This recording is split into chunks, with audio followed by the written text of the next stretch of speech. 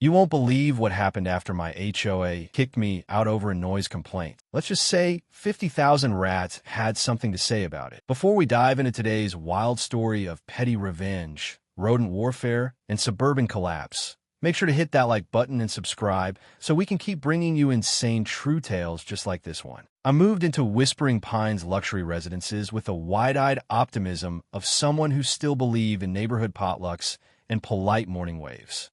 Nestled between meticulously trimmed topiary and street names like Tranquil Waters Lane and Serenity Crescent, it seemed like paradise. I was drawn to the community because it promised order, elegance, and a quiet place to recover from the messiness of life. It didn't take long before I realized that behind the manicured lawns and fountain-filled courtyards lurked a different kind of mess, one stitched together from passive-aggressive newsletters, power-hungry retirees, and rules so convoluted they may as well have been written in Morse code by a bitter librarian. I bought my condo, Unit 3B at the far end of Lily Pond Circle, for a hefty price and a dream. It had a view of the koi pond, which rippled like silk when the wind whispered through the nearby palm trees. I planted lavender in pots on my balcony. I painted my front door the required approved beige number 4, a color so lifeless it made cardboard look adventurous. I adhered to every rule, regulation, and ridiculous whim the HOA demanded, even the ones that bordered on satire. Your trash bins could not be visible from the street or your kitchen window. Don't ask. Garden gnomes were strictly forbidden due to psychological disruption, and any flags, could only be displayed on nationally recognized days of solemnity, which apparently included Arbor Day, but not Halloween. I was determined to play nice. For a while I did. Trouble started small, as it often does. I adopted 3 rescue pigeons, Darla, Biscuit, and King Louie, from a local sanctuary. They had clipped wings, mild dispositions, and a fondness for sunbathing. I kept them in a secure balcony aviary, more tasteful than most patio furniture in the complex. Still, within a week, I received a formal complaint from the HOA claiming I was harboring feral aerial threats, followed by a warning notice for non-standard use of patio space. I laughed at first. Then I read the $500 fine. I tried to reason with them, even brought Barbara, the HOA president, a fresh loaf of sourdough and an information packet about the pigeons. She didn't take it. In fact, she didn't even look up from her crossword puzzle, which I later noticed was half filled with swear words in Latin. Barbara was a relic of a time no one wanted back, a dictator in mom jeans, with a visor permanently attached to her forehead and the steely demeanor of someone who once turned in her own grandson for running at a community pool. She ran the HOA like a regime.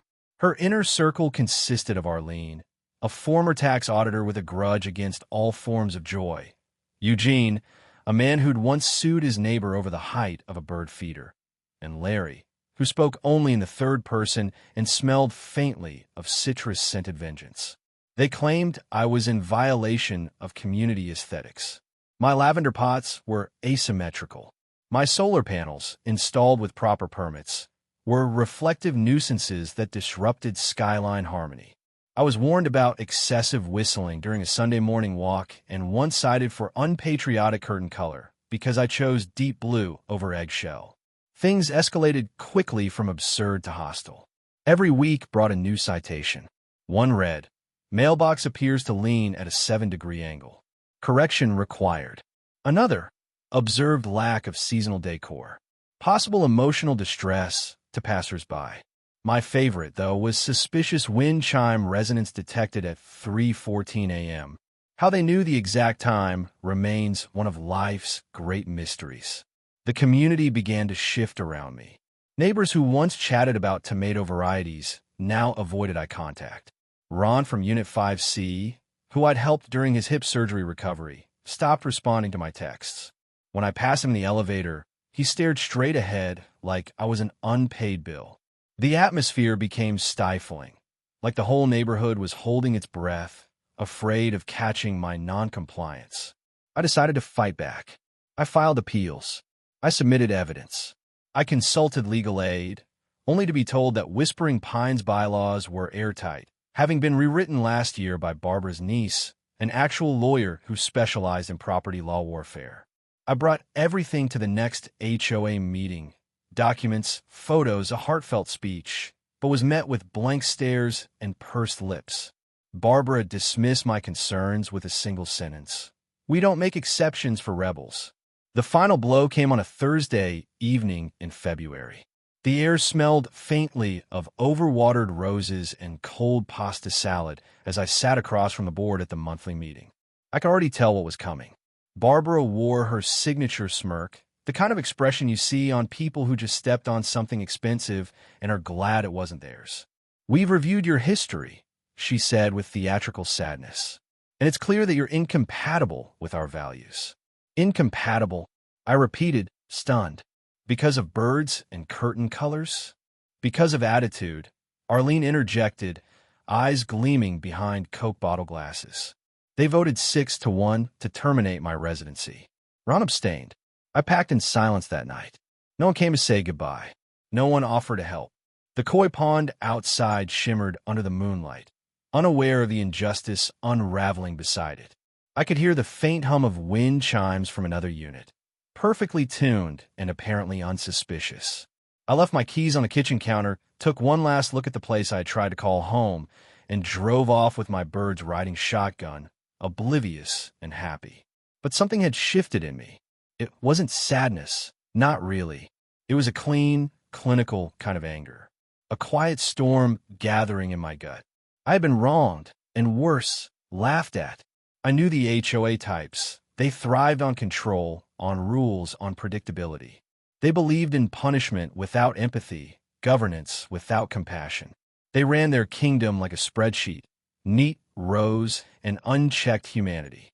I wasn't about to go gently. The plan didn't come all at once. It arrived in fragments, little whispers from the part of my brain I usually keep chained up and fed only on minor inconveniences. On the drive out of Whispering Pines, I kept thinking about their precious order, their sterile lawns, their glittering koi pond, their beige doors and delicate balance. I want to tip it all over. Later that night, in a roadside diner with sticky menus and questionable meatloaf, I opened my laptop. Darla cooed beside me in her travel cage, blissfully unaware of the storm her existence had helped birth. I opened my browser and typed 5 words that felt both absurd and perfect. Bulk order live feeder rats.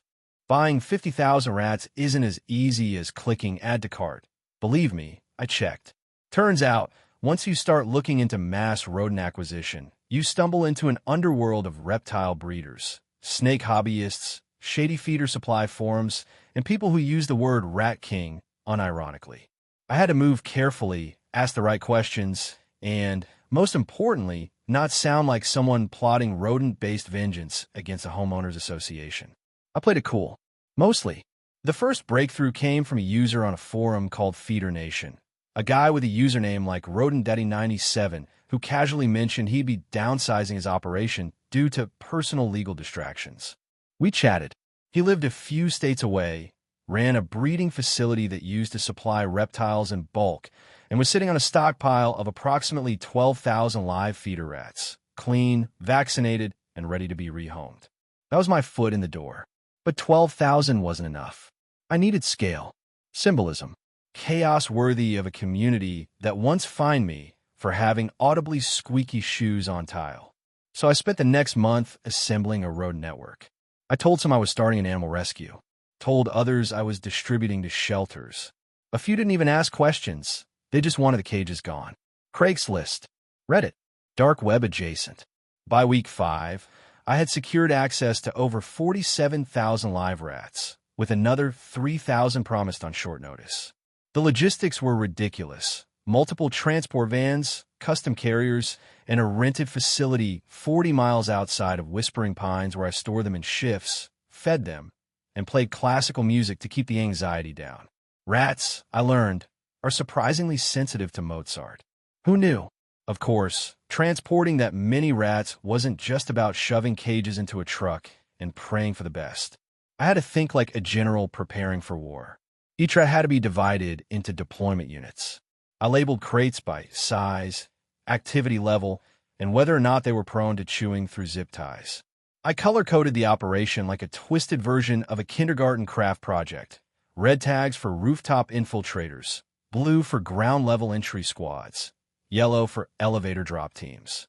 It was both brilliant and deeply concerning that I was capable of this level of project management only when vengeance was involved. Then came the layout research.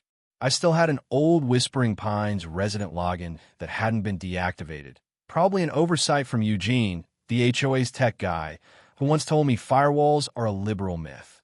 Through it, I accessed maintenance schedules, architectural blueprints, and a full digital map of the buildings. I studied every ventilation duct, every service entrance, every loading bay. I tracked garbage collection routes, janitorial rotations, even which buildings used organic composting because rats love that stuff. I walked through the public areas of the complex, disguised as a building inspector named Paul. No one questioned it. All I needed was a clipboard and a high-visibility vest. The level of authority that gave me was frankly terrifying. Meanwhile, I had to keep the rats healthy and coordinated. I bought commercial feed in bulk. I hired 2 down-on-their-luck vet techs under the table to check on them weekly. One of them, Maya, eventually figured out what I was doing. She stared at me for a long moment before saying, "This is either completely insane or the coolest thing I've ever seen." Then she offered to help. We started calling the rats the army, and the army was getting restless. By the 6th week, the smell in the storage facility was something biblical. We ventilated constantly, rotated them out to outdoor enclosures when weather allowed, but still, it was the kind of odor that clung to your soul. I started dreaming in rustling sounds. I began to hear phantom squeaks when no one was around. My hands smelled like feed pellets and pine shavings, even after 3 showers. But I was close. So close. Operation Nightfall, yes, I gave it a name, was scheduled for a Thursday. Trash night. Less foot traffic. Plus, Barbara always left the HOA office around 7 p.m. to get her hair done at a salon called Tame the Flame, and I liked the poetry of her absence when it all began. I timed it down to the minute. 5 vans, rented under 5 different burner names, each loaded with crates. Each route coordinated via walkie-talkie, because I didn't trust cell towers. Maya and I led the operation from Van 1. We pulled up to the south gate at 7:23 p.m., just as the sun dipped behind the hedges. The security booth was empty. Greg, the part-time guard, was notoriously unreliable. He once let a pizza guy in without ID, just because he liked anchovies. We moved quickly. No flashlights. No talking. Each team took a building. Rooftop teams deployed first. Plastic ramps led into ventilation systems pre-loosened during my inspection visits. Ground-level teams opened crates and scattered food trails leading into apartment lobbies. Rats are curious. Rats follow smells. Rats, when released in swarms of thousands, do not wait for instructions. By 7:55, they were inside. The first screams came at 8:07. I had a vantage point from the neighboring construction site. Binoculars, lawn chair, protein bar. I watched lights flicker on, silhouettes running, a chorus of chaos blooming like a horror film on fast forward. One man threw a waffle iron at a rat and knocked over his own aquarium. Someone tried to trap 3 rats in a salad spinner. Barbara's building was last. I'd saved something special for her, a crate labeled Alpha Unit, biters. These weren't aggressive, but they were lively, and I'd fed them peanut butter an hour before to get them especially hyped. As the swarm spread through her building, I played Beethoven's Fifth from a Bluetooth speaker nearby. It just felt right. Emergency services were called by 8:30. Animal control arrived by 9:10, and by then, it was too late. The infestation was officially declared a biohazard-level infiltration, a term that made me laugh so hard I choked on a granola bar. By 10:15, the HOA board had been evacuated. By midnight, it made local news. Maya and I toasted sparkling cider from the van. I still remember her smile under the flickering dashboard light. Equal parts admiration and concern. "This is going to change everything," she said. I nodded, watching Barbara get into an Uber in a bathrobe and heels, clutching a shoebox like it contained the last vestiges of her sanity. "Good," I said. By sunrise, Whispering Pines was no longer a luxury, gated community. It was a war zone. Trash bags exploded in the streets, flower beds were shredded into mulch, and the koi pond, the once pristine centerpiece of the neighborhood, was now a swirling soup of panic and feces. Residents stood outside in robes and slippers, faces twisted with disbelief as exterminators in hazmat suits pushed past them. News vans began to arrive before 8 a.m. By noon, helicopters buzzed overhead like vultures over a carcass. I watched it all unfold with the kind of satisfaction that only comes when the universe finally cashes in on karma. The first headline on the local news station read, "Rodent Rampage Rocks Whispering Pines. Residents Evacuated After Unprecedented Infestation."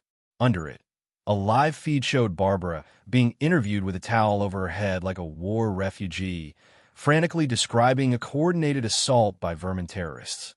I nearly spit out my coffee. Her voice trembled with the energy of someone who had just seen her entire personality collapse under the weight of 1,000 rat feet. "They were everywhere," she said, eyes wild. "In the vents. In the walls." One of them turned off my television. The journalist gently asked if she meant accidentally, but Barbara insisted it was intentional. The HOA board scrambled to respond. A press statement was issued that afternoon, calling the situation an act of deliberate ecological sabotage and vowing swift justice against the perpetrator of this heinous bioinvasion. They called in private investigators, police, even a pest control specialist from out of state who had apparently dealt with a similar incident at a defunct theme park. Nothing helped. The rats weren't just numerous. They were smart, conditioned, and highly mobile. They made nests in ceiling panels, slipped through dryer vents, torn up insulation like they were redecorating. And then came the lawsuits. 10 residents filed class action suits against the HOA within 48 hours. Another 12 broke lease agreements and left entirely, breaking the pristine 100% occupancy rate the complex had flaunted for years. 2 real estate agents who tried to show homes during the crisis were chased off the property by residents wielding brooms and pool noodles. Whispering Pines' property value plummeted like a stone. An article in the Real Estate Daily called it a cautionary tale about arrogance, complacency, and the dangers of unchecked power. Of course, I was careful. I stayed anonymous. Clean digital footprints. Burner phones destroyed. Maya and I high-fived as we watched a group of HOA board members give a press conference outside a local Panera Bread, where Barbara, wearing oversized sunglasses and visibly shaking, demanded the governor declare the area a rodent disaster zone. No one took her seriously. Not after footage leaked of her shrieking, "The rats know my name," while being carried out of her condo in a fireman's hold. The internet did what the internet does. Memes exploded across every platform. Someone looped Barbara's press interview over a techno beat and uploaded it as Vermin Queen Remix. Within a day, it had 2.4 million views. Someone else edited a video of rats skittering through the halls with subtitles like, "HOA Justice is Coming," and "We Remember the Solar Panels." People were obsessed. I became a legend without a face. People started calling the mystery saboteur the Rat King. They theorized wildly. Former resident? Bitter ex? Local eco-terrorist? TikTok vigilante? I watched Reddit threads grow into thousands of comments, some frighteningly close to the truth, others hilariously off base. My favorite theory suggested I was actually a disgruntled rodent trainer from Cirque du Soleil. Honestly, I kind of wanted that to be true. The Whispering Pines HOA officially dissolved 2 weeks after the incident. They tried to hold one final meeting. Only 2 members showed up. Barbara had reportedly moved in with her sister in Arizona. Until the infestation was resolved, those sources said she was seen at a pet store demanding to know how long rats could hold grudges. The bylaws she loved so dearly were torched, literally. Ron, bless him, uploaded a video of himself lighting the HOA handbook on fire in a backyard grill, beer in one hand, middle finger in the other. "Here's to freedom," he said. The video hit the front page of YouTube with the title, "Burning the Beige, End of an HOA Tyranny." I didn't go back. I didn't need to. My revenge had been loud, messy, and poetic. But more than that, it had been surgical. They wanted control. I gave them chaos. They wanted silence. I gave them a symphony of squeaks. And when they thought they had absolute power, I reminded them how quickly it can slip through cracks in a wall. But let me be clear, I didn't hate Whispering Pines. Not really. I hated what it stood for.